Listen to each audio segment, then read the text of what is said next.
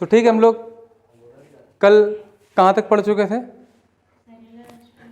मैंने बताया था कि 4 भागों में रेस्पिरेशन प्रोसेस कंप्लीट होती। पहला भाग था उसमें एक्सटर्नल रेस्पिरेशन, बाह्य श्वसन। सेकंड जो भाग था वो था ट्रांसपोर्टेशन ऑफ गैसेस, है ना, गैसों का परिवहन। तीसरा था इंटरनल रेस्पिरेशन, आंतरिक श्वसन। और चौथा था सेलुलर रेस्पिरेशन, अर्थात कोशिकीय श्वसन। बाकी सब कुछ तो पढ़ चुके थे। अगली बारी किसकी? कोशिकीय श्वसन की। इसको ध्यान से समझें सभी लोग।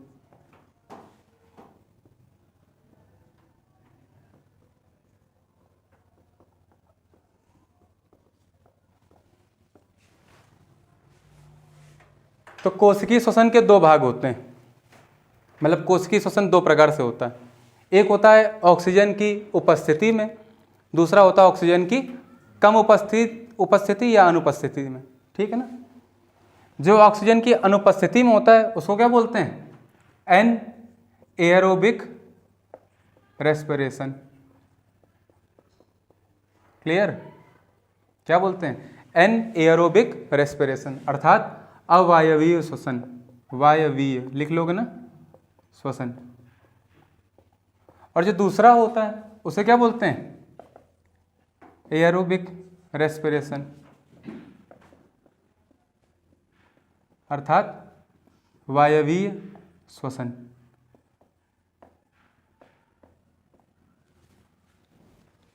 तो एक चीज तो ये स्पष्ट है कि अगर अवायवीय श्वसन है अर्थात वायु की उपस्थिति में नहीं होता है, वायु बोले तो यहाँ पे O2, क्योंकि जितनी भी वायु लेते हैं उसमें हमें जरूरत किसकी होती है? ऑक्सीजन की, है ना। एल्वियोलर डक्ट ये काम करते हैं, हमें क्या मिल जाती है? ऑक्सीजन मिल जाती, वो ऑक्सीजन को फिल्टर कर देते हैं।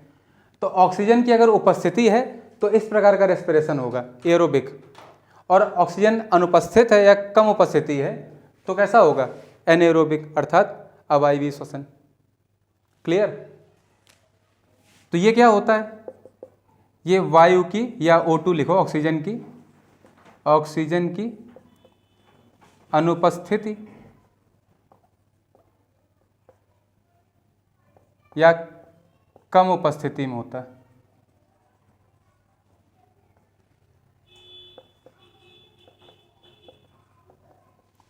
और जो दूसरा वायवीय एरोबिक, ये ऑक्सीजन की उपस्थिति में होता है, सीधी सी बात है।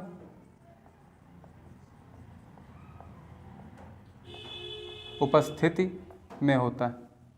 क्लियर? अरे भैया हाँ ना तो बोला करो। इसको पहले ध्यान से पढ़ लेते हैं, ठीक है ना। अवायवीय श्वसन को, एरोबिक तुम्हें पता ही है कि उसमें क्या होता है। अगर पहले इसकी बात कर ली जाए, इसको स्पष्ट कर लें, तो वायवीय श्वसन में वायु उपस्थित होती, अर्थात ऑक्सीजन मिलती शरीर को। और ऑक्सीजन मिलेगी तो सेल में क्या होगा? ग्लूकोज के साथ ही घुलेगी ऑक्सीजन और कार्बन डाइऑक्साइड, वाटर और एटीपी का निर्माण करेगी, ऊर्जा का निर्माण करेगी, शरीर को ऊर्जा मिलेगी इससे, ठीक है ना। इसके फलस्वरूप शरीर के भार में क्या होगी? कमी होगी। वो हर प्रकार के श्वसन में होती, ठीक है। तो इसको तुम ध्यान रखो अच्छे से। इसमें क्या होता है? C6H12O6 plus 6O2 is equals to 6CO2 plus 6H2O plus क्या निकलती है? ATP के फॉर्म में एनर्जी। ATP फॉर्म में क्या मिलती है? एनर्जी। यहाँ तक किसी कोई दिक्कत? समझ में आ भी रहा होगा सभी को यहाँ तक। तो इसको तो अच्छे से ध्यान रखो, ये ग्लूकोज का अणु है, ये ऑक्सीजन हो गई, carbon dioxide, water and adenosine triphosphate, ये ऊर्जा निकल गई, ठीक है ना। ये तुम लोगों को पता ही है, पढ़ चुके हो इसको अच्छे से। अब इसको पढ़ना है। तो देखो, या तो ऑक्सीजन अनुपस्थित होगी या फिर उसकी लेस प्रेजेंस होगी, या तो अनुपस्थित होगी या फिर लेस प्रेजेंस होगी, ठीक। मेरे समझ रहे हो कि नहीं? ये दिख रहा है सबको? नहीं आ रहा होगा ना, मैं इसको इधर लिख देता हूँ थोड़ा सा, रुको।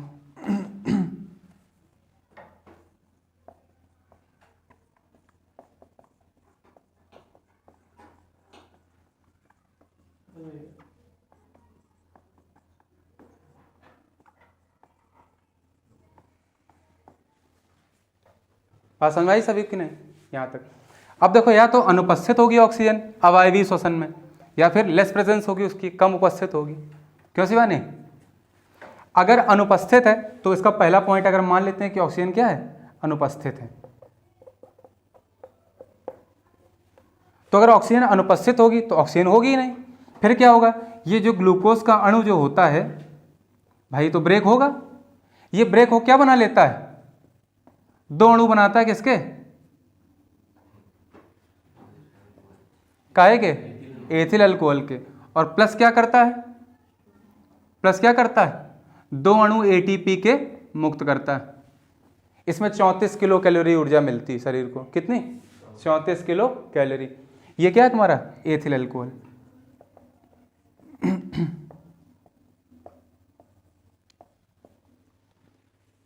तो अगर ऑक्सीजन नहीं मिलेगी या तुम ऐसी जगह हो जहाँ पे ऑक्सीजन की उपस्थिति ही नहीं वायु में, कार्बन डाइऑक्साइड है उसमें ज़्यादा, ठीक है ना, या अन्य गैस है, ऑक्सीजन नहीं है, ठीक है ना, अनुपस्थित है, तो भाई ऑक्सीजन तो होगी नहीं ना, मिल रही क्या, नहीं। तो क्या होगा, सीधे सीधे ग्लूकोज का अणु टूट जाएगा एथिल अल्कोहल में और दो अणु एटीपी मुक्त करेगा, ठीक है ना। ये ऊर्जा मिल जाएगी दो अणु के रूप में। एटीपी के कितने अणु, दो, और टोटल 34 किलो कैलोरी ऊर्जा मिलती है इससे। क्लियर होगी बात? तो ये तो अच्छे ध्यान रखो, ये तो पता होना चाहिए कि जो एथिल अल्कोहल, जो इसी प्रक्रिया को हम क्या बोलते हैं, ये जानते हो, बड़ा अणु छोटे अणु में टूट गया ना, क्या बोलेंगे इसको, ये कैसी प्रोसेस है, कैटाबॉलिक प्रोसेस है ना, कैटाबॉलिज्म बोलेंगे इसको, क्योंकि बड़ा अणु छोटे अणु में टूट रहा है और ऊर्जा मुक्त कर रहा है, तो कैटाबॉलिज्म हुआ। इस प्रोसेस को क्या बोलते हैं, इस प्रोसेस को क्या बोलते हैं, जो ग्लूकोज से एथिल अल्कोहल का निर्माण हुआ, इस प्रोसेस को बोलते हैं क्या, क्या बोलते हैं, अर्थात किण्वन। अब तुम कहोगे किण्वन में तो ये बताया नहीं था आपने, लिख लेना है ना। इस प्रोसेस को फर्मेंटेशन कहते हैं। तो फर्मेंटेशन की प्रोसेस में होता क्या है, हम दूध का यूज करते हैं, लैक्टोबैसिलस जीवाणु उसमें उपस्थित होता है, दही बन जाता है ना। तो दूध में कौन शर्करा पाई जाती है, लैक्टोज शुगर, ये दूध में पाई जाती है नहीं, ये भी शर्करा है ना, ये भी एक कार्बोहाइड्रेट है ना, लैक्टोज है ना। ये किसमें ब्रेक, किसमें बदल जाता है, लैक्टिक एसिड में। तो भाई लैक्टिक एसिड होता तो एथिल अल्कोहल ही है ना। अब पता चल गया कि नहीं, पहले नहीं पता होगा, चलो अब तो पता चल गया ना, क्लियर बात हो गई। तो लैक्टिक एसिड या एथिल अल्कोहल में ये कन्वर्ट हो जाता है। तो इस प्रोसेस को किण्वन नहीं कहते हो क्या, इस प्रोसेस में कौन सा जीवाणु भाग लेता है, लैक्टोबैसिलस जीवाणु, ठीक है ना। और दूध क्या हो जाता है, दही में परिवर्तित हो जाता है या मट्ठे में, खट्टा हो जाता है कुल मिला के। क्लियर होगी बात कि नहीं, यही ये भी प्रोसेस है। एथिल अल्कोहल निर्माण हुआ, प्रोसेस को क्या बोलेंगे, फर्मेंटेशन या किण्वन। इसमें दो अणु एटीपी के मुक्त होंगे। यहाँ तक किसी कोई प्रॉब्लम है, पक्का यहाँ तक नहीं है ना प्रॉब्लम। इसकी दूसरी कंडीशन क्या होगी, जगह नहीं बची, ठीक है, इसको नोट कर लो, इसका हम बताते हैं। पॉज कर दो इसको 2 मिनट के लिए। ऑन हो गया ना। तो देखो यहाँ तक सभी ने कर लिया ना, ये ध्यान रखना, यहाँ पे 2CO2 जरूर लिख लेना, ठीक है ना। देखो ना 2 दूनी 4 हुए ना, ये कार्बन 2 कहाँ गए, क्योंकि कार्बन डाइऑक्साइड भी निकलती और 2 अणु एटीपी मुक्त होती, ठीक है ना। इस प्रोसेस को फर्मेंटेशन या किण्वन बोलते हैं। फर्मेंटेशन कौन सी प्रोसेस को बोलते हैं, जिसमें ग्लूकोज या कार्बोहाइड्रेट किसमें टूटता है, एथिल अल्कोहल में। समझ गया, रियल प्रोसेस यही होती है। ये भी ऐसी एक चीज है, कार्बोहाइड्रेट किसमें टूट रहा है, किसमें टूट रहा है, एथिल अल्कोहल में, और इसलिए इसको भी क्या बोलते हैं, फर्मेंटेशन, ठीक है ना।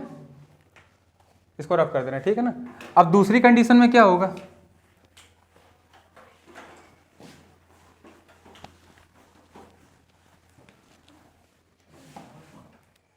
जैसे गोलक्रमी या फीताक्रमी या हुकवर्म आदि प्रकार के जो जीव होते हैं वो मनुष्य के शरीर के अंदर ही पाए जाते हैं। उनमें किस प्रकार का श्वसन होता है, उनमें दूसरी प्रकार श्वसन होता है अवायवीय की कंडीशन में। तो ध्यान रखना, तो ऑक्सीजन की कम उपस्थिति में एक दूसरी प्रकार का अवायवीय श्वसन भी होता है। उसमें क्या होता है, उसमें तुम्हारा यही जो ग्लूकोज होगा C6H12O6, ये किसमें टूट जाएगा, ये टूट जाता है तुम्हारा 2 मोल बनाता है, किसके, पायरुविक एसिड के। फॉर्मूला क्या होता है, CH3CHOHCOOH। क्या होता है, 2 मोल किसके निकलेंगे, CH3CHOH COOH, ठीक है ना, क्लियर है, कोई दिक्कत तो नहीं। और यहाँ पर भी क्या होता है, देखो यहाँ 1 2 3 कार्बन, 3 दूनी 6 होगा कि नहीं, 3 4 5 6, 6 दूनी 12 हो गए, ऑक्सीजन 6 है तो 2 1 3 दूनी 6, क्लियर। और यहाँ पर भी क्या होता है, 4 मोल ATP बनते हैं, क्या बनते हैं, 4 मोल, मतलब 4 अणु ATP के मुक्त होते हैं। अच्छा एक चीज़ और, ये जो 4 अणु ATP मुक्त होते हैं, इसमें से 2 अणु इस प्रोसेस को संपन्न करने में ही यूज हो जाते हैं, निकलते हैं, लेकिन इसमें साथ में इसके साथ, क्योंकि भाई ये तुम्हारा देखो इस कंडीशन में ये होता है, उस कंडीशन में एथिल अल्कोहल बनता था, है तो ये भी किण्वन ही ना, ये भी तो एक प्रकार से तुमने इसको लैक्टिक एसिड में चेंज किया, ये भी एक लैक्टिक एसिड ही है, समझ रहे हो कि नहीं। इसको क्या बोलते हैं इस एसिड को, इसको बोलते हैं पायरुविक अम्ल, PYRUVIC एसिड। तो ध्यान रखो, जब ग्लूकोज पायरुविक एसिड में टूटता है तो इस प्रोसेस को हम क्या बोलते हैं, इसको बोलते हैं ग्लाइकोलिसिस। क्या बोलते हैं, ग्लाइकोलिसिस प्रोसेस। अब ग्लाइकोलिसिस की प्रोसेस में होता क्या है कि पहले तो ये बनता है, फिर इससे किसका निर्माण होता है, एथिल अल्कोहल का। इससे किसका निर्माण होगा, एथिल अल्कोहल का। पहले ये बनता है, फिर एथिल अल्कोहल। तो इसके बाद एथिल अल्कोहल बनने में यहाँ से 2 ATP यूज हो जाते हैं, तो बचते कितने, सिर्फ 2 ATP वहाँ पे। तो कुल मिला के यहाँ 4 तो बनते हैं, लेकिन 2 अणु इस ग्लाइकोलिसिस साइकिल को पूरा करने में लग जाते हैं, क्योंकि ये बार बार होती है ना प्रोसेस, बार बार होती रहती। क्लियर, किसी को यहाँ तक डाउट हो तो बताओ। ग्लाइकोलिसिस साइकिल में क्या होता है, क्या होता है, जो पायरुविक एसिड बनता है ग्लूकोज के फलस्वरूप अवायवीय श्वसन में, वो किसमें बदल जाता है, एथिल अल्कोहल में, और उसमें इसमें से 2 ATP अणु यूज हो जाते हैं, ठीक है ना, और ये चक्र चलता रहता है। अच्छा, इस प्रोसेस से होता क्या है, नुकसान क्या होता है शरीर में। भाई तुम बिना अगर ऑक्सीजन के अगर श्वसन कर रहे हो तो इससे दिक्कत क्या होगी, तुमने देखा होगा जकड़न ऐठन टाइप की पैरों में होने लगती है, नहीं होती सर्दियों वगैरह में, क्यों, क्योंकि वायुमंडल में ऑक्सीजन की कमी हो जाती है, ठंडे मौसम में ऑक्सीजन की कमी होती, इसलिए भी ऐसा होता है। दूसरा तुमने देखा होगा जब हम लोग जिम जाते हैं, अधिक व्यायाम करते हैं, दौड़ते भागते ज़्यादा हैं, तो ज़्यादा दौड़ने भागने में क्या होता है, ज़्यादा दौड़ने भागने में क्या हो, तुम जल्दी जल्दी से ऑक्सीजन की तुम्हें ज़रूरत होती, तेज तेज सांस लेते हो, लेकिन वो ज़रूरत पूरी तो हो नहीं पाती, और वो ज़रूरत जब पूरी नहीं हो पाती है तो क्या होता है, अवायवीय श्वसन, और इसके फलस्वरूप जो मांसपेशियाँ होती है उसमें क्या होता है, दर्द, क्योंकि उनको पूर्ण ऑक्सीजन मिलती नहीं, सही से रेस्पिरेशन होता नहीं। और पायरुविक एसिड और एथिल अल्कोहल जब बनते हैं और ये मांसपेशियों में जब मिलते हैं तो इससे क्या होता है, उनमें दर्द। इसीलिए जब ज़्यादा कोई शुरुआत में जब जिम जाता है उसके शरीर में क्या होता है, दर्द। या पहली बार दौड़ने जाओ 500-600 मीटर तो क्या होगा, दर्द पैरों में, क्यों, क्योंकि तुम जल्दी से ऑक्सीजन इनहेल करोगे, वो मिलेगी नहीं उतनी मात्रा में, तो क्या होगा, कम उपस्थिति में क्या होगा तुम्हारा, अवायवीय श्वसन, एनारोबिक रेस्पिरेशन, और इसके फलस्वरूप पायरुविक एसिड का निर्माण होगा। पायरुविक एसिड में 4 ATP अणु ऊर्जा निकलेगी, इसमें से 2 ATP अणु इसको फिर से लैक्टिक एसिड में चेंज करने में या एथिल अल्कोहल में चेंज करने में यूज हो जाएंगे, और इस प्रोसेस को, इस चक्र को क्या बोलते हैं, ग्लाइकोलिसिस साइकिल। यहाँ वाली प्रोसेस को ग्लाइकोलिसिस प्रोसेस कहते हैं। क्लियर, फिर से बता दें एक बार, सभी समझ में आया, तेजी से हाँ बोलो, क्लियर होगी मेरी बात की नहीं। ये जो ग्लाइकोलिसिस प्रोसेस होती है इसकी खोज 3 बायोलॉजिस्ट ने की थी, 3 बायोलॉजिस्ट थे इसमें। कौन कौन से, एक का नाम था, पहले का नाम क्या था, एम्बिडेन, क्या नाम था, एम्बिडेन, दूसरे का मेयरहॉफ, और तीसरे का था मार्सन, ठीक है ना। हम उनके नाम लिख दे रहे हैं, तुम लोग अच्छे से नोट कर लो उनको, और ध्यान रखना उन तीनों को इसका श्रेय जाता है, ठीक है ना, इस प्रोसेस को खोजने का। अच्छे से ध्यान कर लो, इसको नोट कर लो। पॉज कर दो वीडियो को जरा 2 मिनट को, फिर हम आगे लिखाते हैं। तो देखो भाई, इस साइकिल की खोज किसने की थी, पूरा नाम था गुस्टव एम्बिडेन, ठीक है ना, इनका नाम मेयरहॉफ, अब पूरे पढ़ने से क्या मतलब है, और इनका लगभग जैकब पार्नस, ठीक है ना। तुम ऐसे याद रखो, एम्बिडेन, मेयरहॉफ, पार्नस, देखो EMP, पहले लेटर अगर इनके लोगे तुम तो क्या है, ये E, ये MP, तो इस साइकिल का दूसरा नाम क्या है, EMP साइकिल। क्या नाम है इस साइकिल का दूसरा, ग्लाइकोलिसिस प्रोसेस है ये बार बार होती है, 2 एटीपी अणु यूज होते हैं, उससे क्या होता है, लैक्टिक एसिड का निर्माण होता है पायरुविक एसिड से, और उसमें 2 एटीपी निकलते हैं, ठीक है ना। और इससे एक साइकिल बनता रहता है, एक चक्र बन जाता है। इस चक्र को क्या बोलते हैं, ग्लाइकोलिसिस साइकिल। इस साइकिल की खोज किसने की थी, एम्बडन, मेयरहोफ और पार्नस ने, और उन्हीं के नाम पे इसको EMP साइकिल भी कहते हैं। इतनी बात समझ लो पहले तो, ठीक है ना। जल्दी से लिखते जाओ मेरे साथ साथ। दूसरा पॉइंट लिख लो, मैं बोल रहा हूँ लिख लो, बता दिया मैंने, लिख लो। अच्छा एक चीज और समझ लो, ये जो प्रोसेस होती है कंप्लीट कहाँ होती है, जानते हो? ये प्रोसेस कहाँ पे कंप्लीट होती है, कहाँ होती है?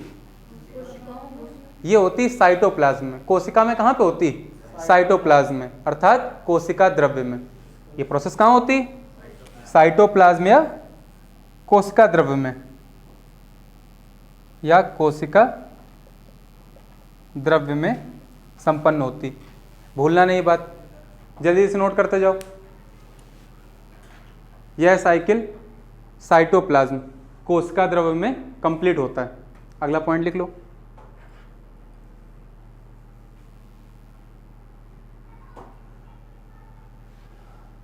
तो इस प्रोसेस को ग्लाइकोलिसिस प्रोसेस बोलते हैं, और इस साइकिल को ग्लाइकोलिसिस साइकिल बोलते हैं, ठीक है। ग्लाइकोलिसिस साइकिल की खोज एम्बडन, मेयरहोफ और पार्नस ने की थी, और इसी वजह से उनके पहले लेटर के नाम से इसको EMP साइकिल भी बोलते हैं। और यह प्रक्रिया कहाँ कंप्लीट होती है, कोशिका द्रव्य अर्थात साइटोप्लाज्म में। सभी को कोशिका द्रव्य साइटोप्लाज्म के बारे में जानकारी है? नहीं है, मैं बता दूंगा, पहले इसको ऐसे नोट कर लो। एक अगला पॉइंट लिखो। तो देखो होता क्या है, इस साइकिल में ग्लूकोज का एक अणु टूटकर 2 अणु पायरुविक एसिड के निर्मित करता है।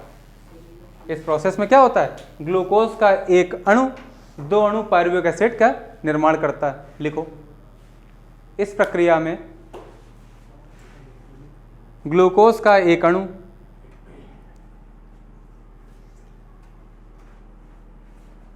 ग्लूकोज का एक अणु 2 अणु पायरुविक एसिड एवं 2 अणु पायरुविक एसिड एवं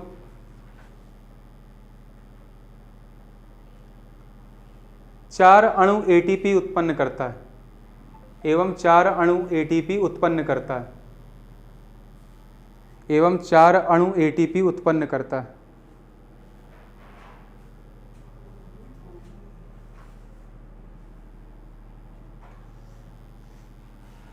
करता है, जिसमें से 2 अणु ATP इस प्रोसेस को कंप्लीट करने में यूज हो जाते हैं, जिसमें से 2 अणु ATP इस प्रोसेस को कंप्लीट करने में खर्च हो जाते हैं या यूज हो जाते हैं।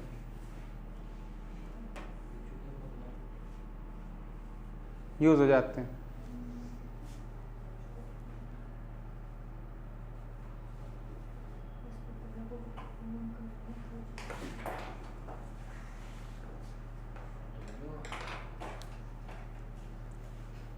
यहां तक सभी समझ में आ गया? आगे हम कुछ बता देते हैं, आगे काम आएगा तुम लोग के, ठीक है।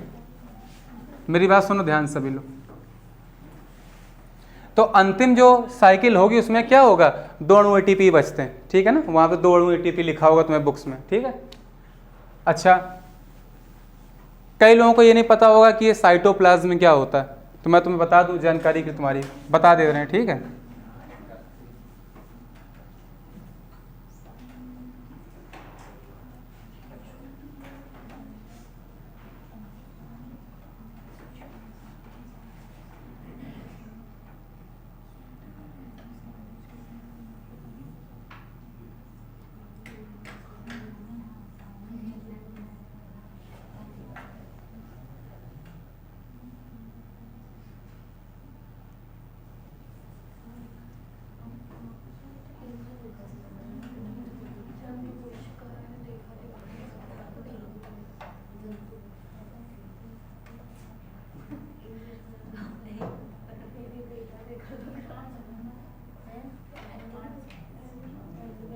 सभी को समझ में आ रहा है ये क्या है?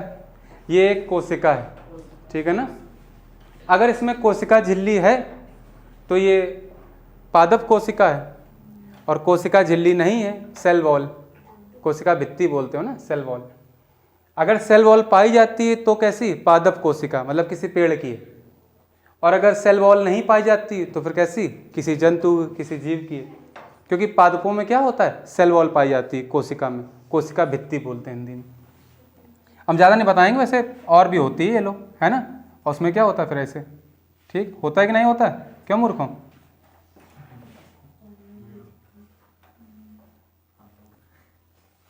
मूर्ख ही हो तुम लोग, ज़्यादा दांत ना दिखें। तो देखो क्या होता है, इसके जस्ट बीच में तुम लोग जानते हो क्या होता है?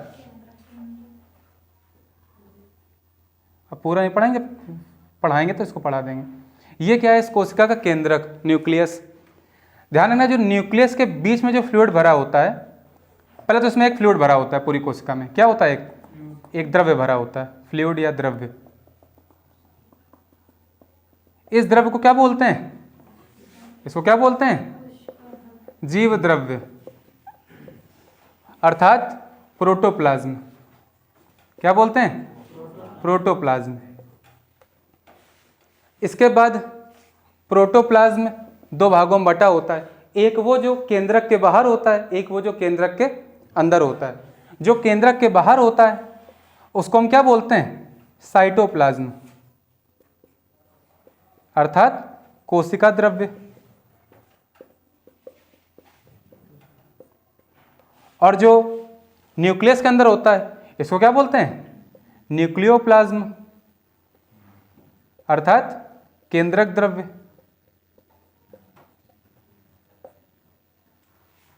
ठीक है ना। ये जो झिल्ली देख रहे हो इसको बोलते हैं न्यूक्लियस मेम्ब्रेन, है ना, केंद्रक झिल्ली। बात समझ आ रही कि नहीं? यहां तक किसी कोई दिक्कत है कि नहीं? नहीं है ना। तो ध्यान रखो कि कोशिका के अंदर जो द्रव्य होता है, जिसको जीवन की भौतिक इकाई बोलते हैं, किसको बोलते हैं? प्रोटोप्लाज्म को। पढ़ाया भी होगा तुमने, वन लाइनर में जरूर पढ़ा होगा कि जीवन की आधारभूत इकाई क्या है? क्या है? कोशिका। और कोशिका में क्या? जीव द्रव्य। ठीक है ना, अर्थात प्रोटोप्लाज्म। ये प्रोटोप्लाज्म जो केंद्रक के अंदर है उसको न्यूक्लियोप्लाज्म या केंद्रक द्रव्य बोलेंगे, और जो बाहर है, यहां से लेके यहां तक जो भरा हुआ है, इसके बाहर, उसको क्या बोलेंगे? साइटोप्लाज्म, कोशिका द्रव्य। क्लियर होगी बात मेरी यहां तक नहीं? अगला क्वेश्चन मान लो पूछ लिया जाए कि कोशिका की खोज किसने की थी? किसने की थी? रॉबर्ट हुक ने। किसने की थी? उन्होंने लकड़ी का एक कॉर्क का ढक्कन था, है ना, उनका एक बोतल थी, उसमें कॉर्क लगाते थे पहले। कॉर्क बोलते हैं उसको, लकड़ी ऊपर से ठूंस देते थे उसमें। उसी में उन्होंने खोज की थी किसकी? किसकी? उन्होंने मतलब मृत कोशिका की खोज की थी पहली बार। जीवित कोशिका की पहली बार खोज किसने की थी? एंटोनी वॉन लीवनहॉक ने। किसने की थी? नहीं की आती? यहां तक सभी को पता चल गया कि नहीं? इसके बाद तुमसे अगर पूछा जाए कि केंद्रक की खोज किसने की थी? रॉबर्ट ब्राउन ने की थी। क्लियर हो गई बात कि नहीं? अच्छा, तुम लोग पता होगा कि इसी में जो बाहर एक ऐसे इस तरह की एक संरचना होती है जूते जैसी। चुप रहो, तमाचा मारूंगा आके, ध्यान रखना। मैं अच्छे से जानते हो कि उसमें आ रहा सब कुछ, फिर भी समझ में नहीं आ रहा तुम लोग को। दांत दिखा रहे हो। और फिर क्या होता है? इस तरह से पट्टी होती है ना, खुली इस तरह से। बोलो, होती कि नहीं होती? पढ़े नहीं हूं कभी कुछ, ठीक है ना। इस तरह से इसमें संरचना बनी होती।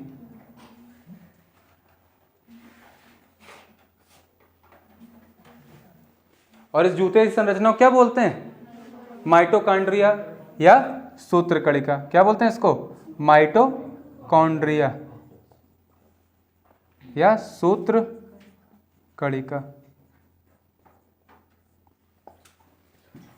यहां तक किसी कोई दिक्कत तो नहीं है? ठीक है ना।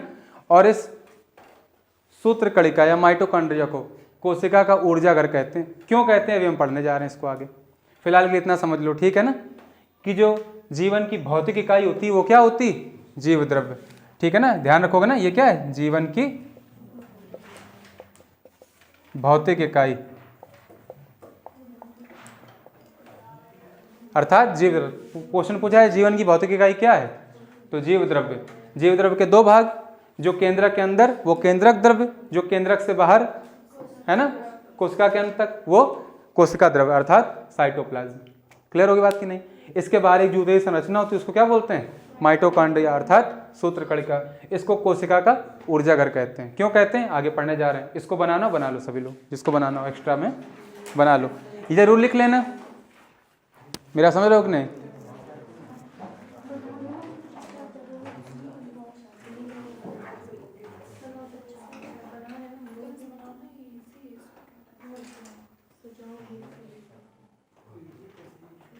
उसको पॉज कर दो तब तक। तो ये सभी ने बना लिया ना, बना लिया, हाँ ठीक है समझ लिया, बना लिया ना। लिख लो, लिखो कोशिका की खोज रॉबर्ट हुक ने की। कोशिका की खोज डैश करके लिखो रॉबर्ट हुक, जल्दी लिखो। कोशिका की खोज या कोशिका के खोजकर्ता डैश रॉबर्ट हुक, जल्दी जल्दी लिख लो।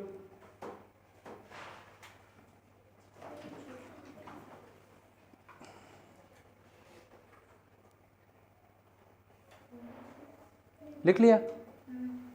जीव द्रव्य के खोजकर्ता, जीव द्रव्य एवं केंद्रक के खोजकर्ता, जीव द्रव्य एवं केंद्रक के खोजकर्ता डैश करके लिख लो रॉबर्ट ब्राउन। डोंट वरी, वहाँ पढ़ेंगे जब इसको सेल को, है ना,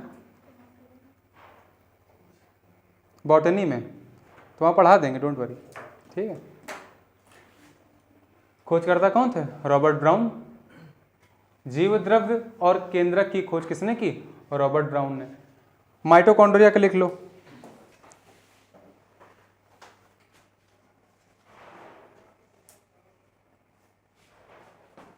माइटोकॉन्ड्रिया के लिखो अल्टमैन, ALTMAN लिख लो ना, अल्टमैन और बेंडा BENDA। अरे रिचर्ड अल्टमैन और कार्ल बेंडा ने की थी, ठीक है ना, पूरा नाम था उनका ये। अल्टमैन एंड बेंडा लिख लो तुम, यही पेपर में दिया होता है। मेरी बात समझ में आई सभी की नहीं, किसी को दिक्कत है यहाँ तक, कोई नहीं है ना। अब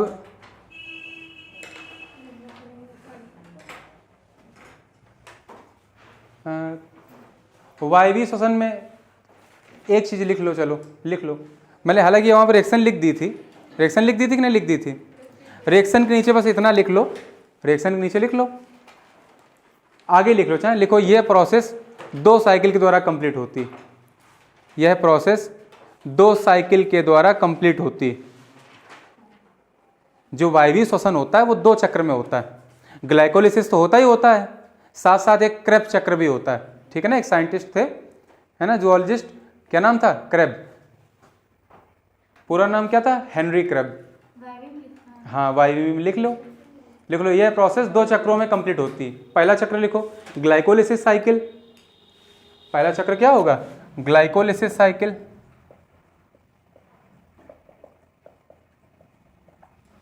और दूसरा चक्र क्या होगा, क्रेब्स साइकिल। क्या, क्रेब्स साइकिल। इनका पूरा नाम क्या था, Henry Kreb, HENRYKREB, Krebs cycle, Henry crab.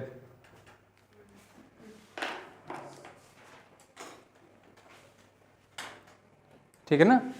तो क्रेब्स साइकिल में क्या होता है, जो पहले तुम पढ़ चुके हो, ग्लूकोज का एक अणु कार्बन डाइऑक्साइड में, वाटर में और ATP में टूट जाता है, ठीक है ना।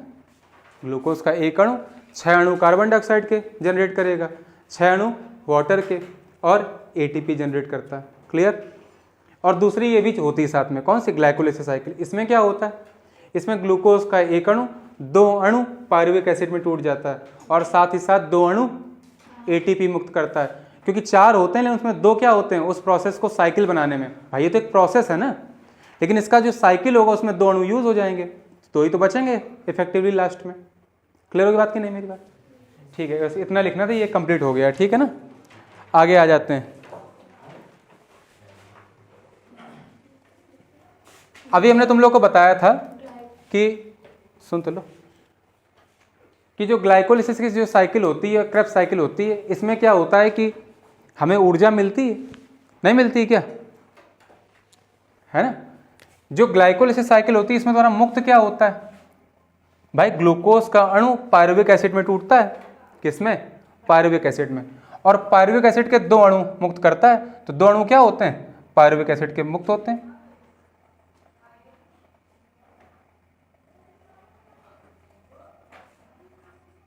ये होते कि नहीं यार, किससे, ग्लूकोज से, मैं लिख दे रहा हूं फिर से C6H12O6, इससे। मेरी बात समझ आई कि नहीं। इससे ऊर्जा कितनी मिलती, टोटल कितने निकलते हैं, ध्यान में, टोटल ऊर्जा जो मिलती मैंने बताया था अभी, कितनी निकलती, एक अणु जो पायरुविक एसिड का होता है वो 34 किलो कैलोरी में होती है, अच्छा वो है ना। एटीपी के फॉर्म में देखनी है तो ध्यान रखना कि 2 अणु देखो पायरुविक एसिड के होते हैं, और जो एक अणु पायरुविक एसिड का होता है वो 18 एटीपी अणुओं का निर्माण करता है, किसका, 18 एटीपी अणुओं का। क्लियर हो बात की नहीं। ये 2 अणु जो पायरुविक एसिड के हैं ना, जब ये ब्रेक होते हैं तो सिर्फ एक अणु से कितनी ऊर्जा होती है मुक्त, ठीक है ना। इसको मैं रब कर दे रहा हूं, देखो यहाँ पे टोटल एनर्जी कितनी मिलेगी शरीर को। मैंने कहा कि एक अणु जो पायरुविक एसिड होता है ये 18 अणु किसके बनाता है, एटीपी के। तो भाई इसमें तो 2 पायरुविक एसिड के अणु है ना, तो टोटल एनर्जी कितनी जाएगी, 2 इंटू 18 एटीपी। भाई एक से कितने, 18, तो 2 से 2 इंटू 18, प्लस 2 और भी तो बचते हैं, क्यों, प्लस 2 और नहीं बचते हैं क्या, तो कितने हो जाएंगे, 38 एटीपी अणुओं का निर्माण होता है। क्लियर। तो ग्लाइकोलिसिस की जो साइकिल होती है उससे क्या होता है, 38 अणुओं का, एटीपी अणुओं का निर्माण होता है। क्लियर होगी बात की नहीं, किसी कोई दिक्कत तो नहीं। और ऐसा क्यों होता है, क्योंकि 2 अणु पायरुविक एसिड के होंगे, साथ ही साथ 2 एटीपी तो बचेंगे, 2 एटीपी वो लिखेंगे, और एक पायरुविक एसिड का जो अणु होता है वो 18 एटीपी अणु का निर्माण करता है। तो 2 है तो 2 इंटू 18 हो जाएंगे, तो 2 इंटू 18 ये हो गए, प्लस 2 यहाँ से जो निकले थे, तो 38 नहीं होगा टोटल। तो टोटल 38 एटीपी ऊर्जा प्राप्त होती है, ठीक है ना। कुल मिला के एटीपी अणु कितने होते हैं उसमें प्राप्त होने वाली ऊर्जा में, 38। क्लियर, नोट कर लो। और ये काम करता कौन है, कौन करता है, माइटोकॉन्ड्रिया। कोशिका में ये काम कौन करता है, माइटोकॉन्ड्रिया। डाउट लग रहा है हमें तुम लोग के फेस देख के, क्योंकि गणित ही नहीं आती ना, मूर्खों क्या होता है, यही होता है। फिर भी मैं बता दे रहा हूं, हम कह रहे हैं कि जो ग्लूकोज उस, तो यहां तक किसी कोई दिक्कत तो नहीं हुई, रब कर दें इसको। तो वायवीय श्वसन 2 भागों में पूरा होता है, क्रेब्स चक्र और ग्लाइकोलिसिस चक्र में। क्रेब्स चक्र की रिएक्शन पता है तुम्हें, जिसमें ग्लूकोज का अणु कार्बन डाइऑक्साइड, वाटर और एटीपी अणु बनाता है, ठीक है। और उसके बाद जो ग्लाइकोलिसिस साइकिल होती है इससे भी ऊर्जा मिलती है, क्योंकि ये लगातार होती रहती है ग्लाइकोलिसिस साइकिल। ऑक्सीजन है तो क्रेब्स साइकिल होगी, ऑक्सीजन नहीं है तो फिर नहीं होगी, तब सिर्फ ये होगी। इसी को हम क्या बोलते हैं, अवायवीय श्वसन। दोनों हो रही तो वायवीय श्वसन है। तो ग्लाइकोलिसिस साइकिल में क्या होता है कि 2 पायरुविक एसिड बनते हैं, 2 अणु पायरुविक एसिड का निर्माण होता है, और 4 अणु एटीपी निकलते हैं, जिनमें से 2 इस प्रोसेस को साइकिल बनाने में खर्च हो जाते हैं, इसको पूरा करने में कंप्लीट हो जाते हैं। 2 यहाँ से बचते हैं, 2 पायरुविक एसिड ये हुए, एक पायरुविक एसिड से 18 एटीपी अणुओं का निर्माण होता है। तो 2 अणु पायरुविक एसिड से 18 दूनी 36 एटीपी अणुओं का निर्माण होगा, प्लस 2 एटीपी ये थे, तो 36 और 2 38। कुल मिला के वायवीय श्वसन में 38 अणु ये और 2 अणु क्रेब्स साइकिल के एटीपी के, लगभग 40 अणु एटीपी का निर्माण होता है। और अगर अवायवीय है तो सिर्फ 38 एटीपी अणुओं का निर्माण होता है। क्लियर होगी बात की नहीं। बस ये होता है कि अगर वायु नहीं है, क्रेब्स साइकिल नहीं हो रहा है, तो उसमें क्या होता है, मांसपेशियों में दर्द वगैरह, तकलीफ वगैरह होती है व्यायाम करते हो जब तुम, बस ये अंतर होता है।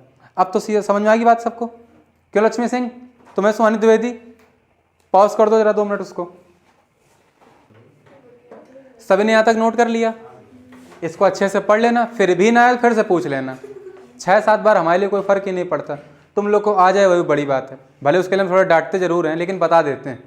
कई उन्हें डांट के बाद ये छोड़ा कि हम नहीं बताऊंगा, अब मैंने बताया है फिर भी, तो इतनी क्षमता रखो, ठीक है ना।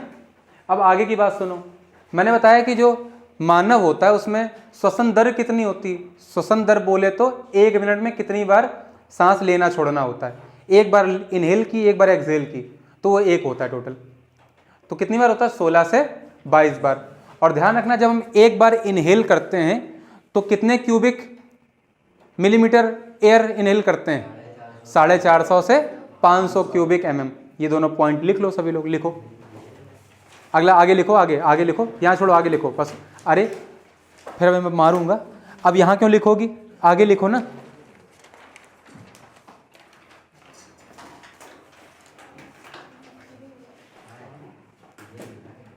लिखो human respiratory rate, human respiratory rate.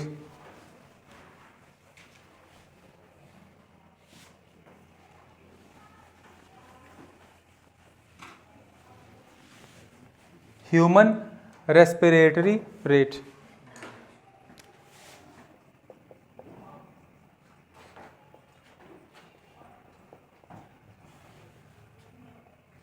अर्थात 1 मिनट में मनुष्य द्वारा ली गई श्वसन कितनी बार, कितना? 16 से 22 पर मिनट। क्लियर? और इसमें इनहेल कितनी होती है एयर एक बार श्वसन करने से? तो अप्रॉक्स क्या रेंज ही है, 450 टू 500 mm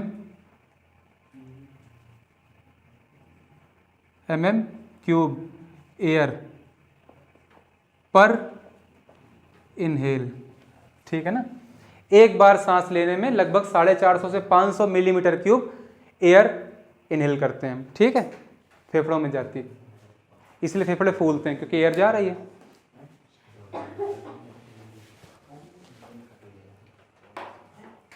देखो तुम समझ सकते हो कितनी एयर जाती होगी फेफड़ों में, हम बताते हैं। ये देख रहे हो सैनिटाइजर बोतल, इसकी माप लगभग 5 यहाँ है और 4 यहाँ पे, ऊपर थोड़ी ज़्यादा है, 4.5 के आसपास। तो लगभग जितना इसमें भरा हुआ है सैनिटाइज़र, इतनी ही एयर इतने ही जगह पे अगर भरी हो, चाहे नीचे वाले मान लो चाहे ऊपर वाले मान लो, खाली वाले में, क्योंकि दोनों ही लगभग बराबर हो गए हैं इसमें। तो उतनी एयर एक बार में इनहेल करते हैं, लगभग 450 से 500 मिलीमीटर क्यूब। यही तो हुआ, क्योंकि भाई मिलीमीटर क्यूब को सेंटीमीटर में बदल लोगे तो भाई ये 4.5 सेंटीमीटर लिखा हुआ है ना, और ये 5.5। क्लियर है ना? तो अच्छे ध्यान रखना, ठीक है ना? अब हम क्या बताने जा रहे हैं? हम तो बता रहे हैं कुछ कशेरुकी जीव जिनके हड्डियां होती हैं, अर्थात वर्टिब्रेट्स, और उनमें किस तरह से वो श्वसन करते हैं, मतलब स्किन का यूज़ करते हैं। कई स्किन से सांस लेते हैं, कई लंग्स से लेते हैं, जैसे मछलियाँ गलफड़ों से लेती हैं जिनको गिल्स बोलते हैं, इंग्लिश में बोलते हैं नहीं बोलते हैं। तो हम लिख दे रहे हैं, बस तुम लोग नोट कर लो, है ना? फिर ये चैप्टर कंप्लीट अगली बार हम पढ़ेंगे। देखते हैं कौन सा पढ़ते हैं ना, मैं बताऊंगा फिर। भाई मैंने डिसाइड नहीं किया क्या पढ़ाते हैं। एंडोक्राइन सिस्टम पढ़ाएंगे वैसे, ठीक है ना? रक्त परिसंचरण तंत्र लिख लो, हम लिख दे रहे हैं, जल्दी से लिख लो। इसको लिख लिया ना? ऐसे लिखो, वर्टिब्रेट्स या कशेरुकी जीव जिनमें रीढ़ की हड्डी पाई जाती है ना, क्या बोलते हैं? वर्टिब्रेट्स। और यहाँ क्या? श्वसन अंग, यहाँ डाल लो हेडिंग श्वसन अंग, अर्थात रेस्पिरेटरी ऑर्गन।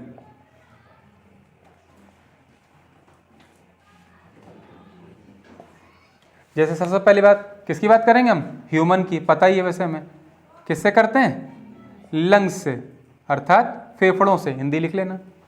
दूसरा फिश, मछलियाँ किससे करती हैं? गिल्स से, अर्थात गलफड़ों से।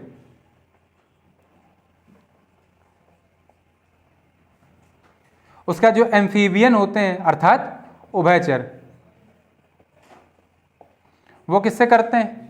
ध्यान रखना, जो एम्फीबियन होते हैं वो स्किन से भी करते हैं, मतलब त्वचा से भी करते हैं, और किससे करते हैं? बताओ, एम्फीबियन देखें कभी?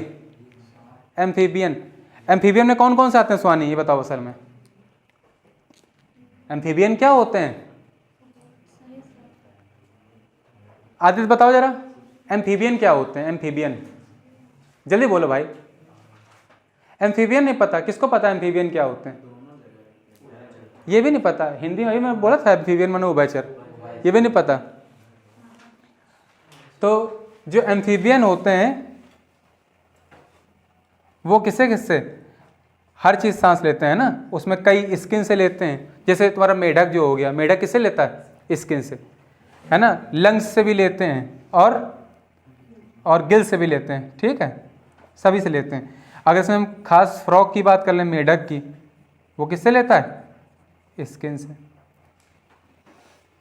इंसेक्ट जो होते हैं अर्थात कीट मकोड़े, वो किससे लेते हैं, वो ट्रेकिया से लेते हैं, अर्थात विंड पाइप से। अपने किससे लेते हैं, विंड पाइप अर्थात ट्रेकिया से। इसको लिख लो, ऊपर लिखेंगे ना, इसमें आएगा नहीं, फिर जल्दी करो, लिख, ये तो लिख ही लिया होगा ना ऊपर वाला, ठीक है।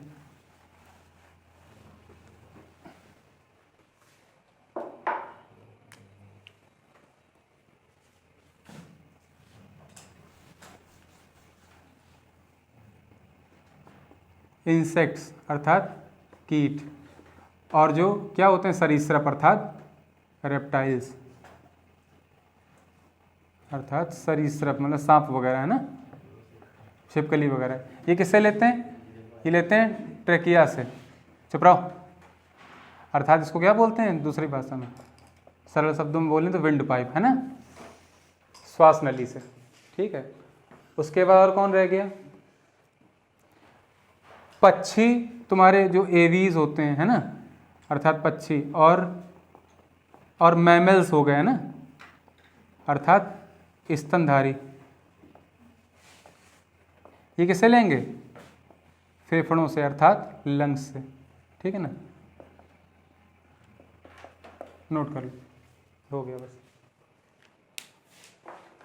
हाँ, और एक क्वेश्चन इंपॉर्टेंट, कोई जानता है जोंक कैसे श्वास लेता है, जोंक कैसे लेगा। देखो जोंक जो होता है उसको क्या मानते हैं, एक कीट या सरीस कीट मानते हैं। अब जोंक एक कीट है, फिर तो उसको ट्रकिया से लेना चाहिए, लेकिन वो ट्रकिया से नहीं लेता है, किससे लेता है, स्किन से। तो मैंने ये लिखा दिया ना एक्सेप्शन, मेढक एक उभयचर है लेकिन लेता किससे, स्किन से, ठीक है ना, क्योंकि एम्फीबियन स्किन, लंग्स, गिल्स सबसे कर सकते हैं, लेकिन मेढक किससे करता है, स्किन से। तो ध्यान रखना, जो लीच होता है LEECH अर्थात जोंक, वो किससे करता है, स्किन से, अर्थात त्वचा से सांस लेता है अपनी, किससे, हम लोग कैसे लेते हैं, लंग्स से, फेफड़ों से। मछलियाँ, चलो ठीक है, इसको अच्छे से प्रिपेयर कर लेना, जिसको भी ना आए तो कल हमसे पूछ लेना, ठीक, कल मतलब नेक्स्ट सेशन में अगले बुधवार को तैयार कर लो। चलो मिलते हैं फिर, हैं, बंद कर दो इसको, बंद कर पाओगी आज की नहीं।